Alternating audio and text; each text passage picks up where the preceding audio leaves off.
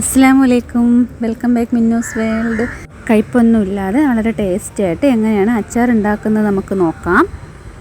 അപ്പോൾ എൻ്റെ രീതിയിൽ നാരങ്ങ അച്ചാർ എങ്ങനെയാണ് ഉണ്ടാക്കുന്നത് നമുക്ക് നോക്കാം. ഒരു വലിയ പീസ് ഇഞ്ചിയും ഒരു 5-6 പച്ചമുളകും ഒരു മിക്സിയുടെ ജാറിൽ ഇട്ട് കൊടുത്തിട്ടുണ്ട്.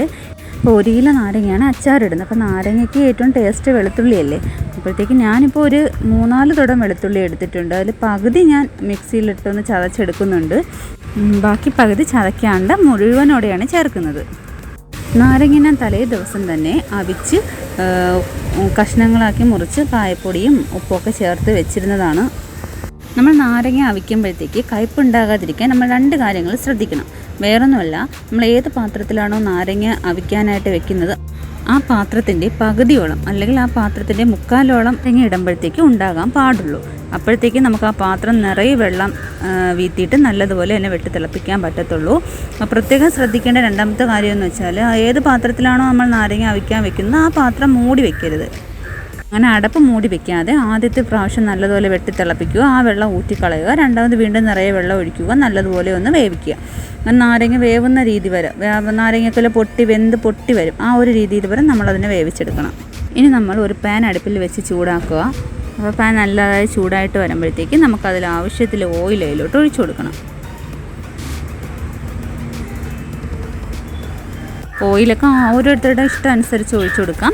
ഞാനിപ്പോൾ ഇത്ര ഓയിലാണ് അതിൽ ഒഴിച്ചു കൊടുക്കുന്നത്. ആ ഓയിൽ നല്ലതുപോലെ ചൂടായി വന്നിട്ടുണ്ട്. ഇനി നമുക്കതിലേക്ക് കടുക് ഇട്ട് കൊടുക്കാം.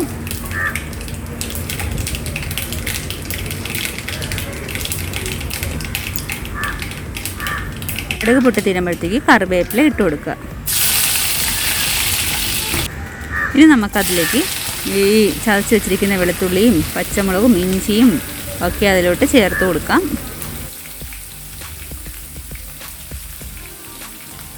ഇനി നമുക്കിതെല്ലാം കൂടി നല്ലതുപോലെ ഒന്ന് മിക്സാക്കി എടുക്കാം. ഈ വെളുത്തുള്ളി ഇഞ്ചിയൊക്കെ നല്ലതുപോലെ മൂത്ത് നല്ല ചുമന്ന കളറാകത്തില്ലേ, ആ ഒരു പരുവം വരെയാണ് ഞാൻ നല്ലതുപോലെ ഒന്ന് ഇളക്കി കൊടുക്കുന്നുണ്ട്.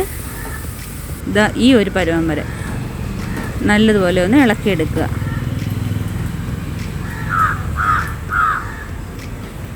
ഇനി ചെയ്യേണ്ടത്, ഇനി അതിലേക്ക് ആവശ്യത്തിന് മുളക് പൊടിയും കൂടി ചേർത്ത് കൊടുക്കാം. അപ്പോൾ 1 കിലോ നാരങ്ങയാണ് ഞാൻ എടുത്തിട്ടുള്ളത്. അപ്പോൾ അതിലേക്ക് ഞാൻ ഏകദേശം 6 ടേബിൾ സ്പൂൺ മുളക് പൊടി ഞാൻ ഇതിലേക്ക് ചേർത്ത് കൊടുക്കുന്നുണ്ട്. ഇനി ഇതെല്ലാം കൂടി നല്ലതുപോലെ ഒന്ന് മിക്സാക്കി എടുക്കണം. മിക്സാക്കി എടുക്കുമ്പോൾ നമ്മൾ വെള്ളമൊന്നും ചേർക്കുന്നില്ല കേട്ടോ. അപ്പോൾ നല്ലതുപോലെ ഈ പൊടിയൊക്കെ നല്ല രീതിയിലൊന്ന് മിക്സാക്കി, നല്ല പൊടിയുടെ കളറൊക്കെ ഒന്ന് മാറിയിട്ട് നല്ല ബ്രൗൺ കളറായിട്ട് വരുന്നത് വരെ നമുക്ക് നല്ലതുപോലെ ഒന്ന് മിക്സാക്കി എടുക്കണം. പിന്നെ പ്രത്യേകം ശ്രദ്ധിക്കണം, മുളക് പൊടി ഇട്ട് കൊടുക്കുന്ന സമയത്ത് നമ്മൾ ലോ ഫ്ലെയിമിൽ വെച്ചിട്ട് വേണം ഇട്ട് കൊടുത്ത് ഇതേപോലെ ഒന്ന് മിക്സ് ചെയ്തെടുക്കാൻ. ഇനി അതിലേക്ക് ഒരു 1/4 കപ്പ് വെള്ളം ഞാൻ അതിലോട്ട് ഒഴിച്ചു കൊടുക്കുന്നുണ്ട്. വെള്ളം ഒഴിച്ചിട്ട് നല്ലതുപോലെ ഒന്ന് മിക്സാക്കി എടുക്കണം.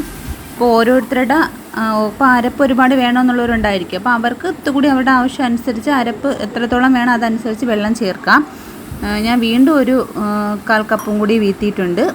ഏകദേശം ഞാൻ ഒരു 1/2 കപ്പ് വെള്ളം ഞാൻ ഇതിലേക്ക് ചേർത്ത് കൊടുത്തിട്ടുണ്ട്. എന്നിട്ട് നല്ലതുപോലെ ഒന്ന് മിക്സാക്കി ഈ ഒരു കൺസിസ്റ്റൻസിയിലാണ് ഞാൻ വെള്ളം വീത്തി റെഡിയാക്കി എടുത്തിട്ടുള്ളത്. അതുമാത്രമല്ല, നമ്മൾ നാരങ്ങ നല്ലതുപോലെ വേവിച്ചാണ് വെച്ചേക്കുന്നത്. അതുകൊണ്ട് ഒരുപാട് വെള്ളം ഒഴിച്ച് വീണ്ടിട്ട് വേവിക്കേണ്ട ആവശ്യമൊന്നുമില്ല. അപ്പോൾ ഈ ഒരു കൺസിസ്റ്റൻസിയിൽ അരപ്പ് ആക്കിയാൽ മതി. ഇനി അതിലേക്ക് കായപ്പൊടി ഉപ്പൊക്കെ ചേർത്ത് വെച്ചിരിക്കുന്ന നാരങ്ങ നമുക്ക് ഇതിലേക്ക് ചേർത്ത് കൊടുക്കാം. ഇത് ചേർത്തിട്ട് നല്ലതുപോലെ പതുക്കെ ഒന്ന് ഈ അരപ്പുമായിട്ട് ഒന്ന് യോജിപ്പിച്ചെടുക്കണം.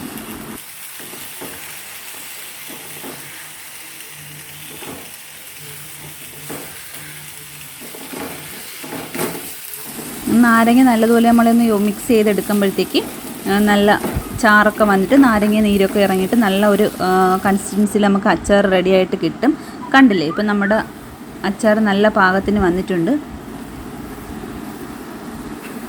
ഞാൻ തലേ ദിവസം തന്നെ നാരങ്ങയിൽ 2 ടേബിൾ സ്പൂൺ ഉപ്പും 1 ടീസ്പൂൺ കായപ്പൊടിയും കൂടി ചേർത്തിട്ടാണ് മിക്സാക്കി വെച്ചിരുന്നത്. എന്നാലും നമ്മൾ അച്ചാർ ഇടുന്ന സമയത്ത് അതിന് അരപ്പിക്കൂടി ഒരു 1/2 ടീസ്പൂൺ കായപ്പൊടിയും കൂടി ഞാൻ ഇതിലോട്ട് ചേർത്ത് കൊടുക്കുന്നുണ്ട് കേട്ടോ.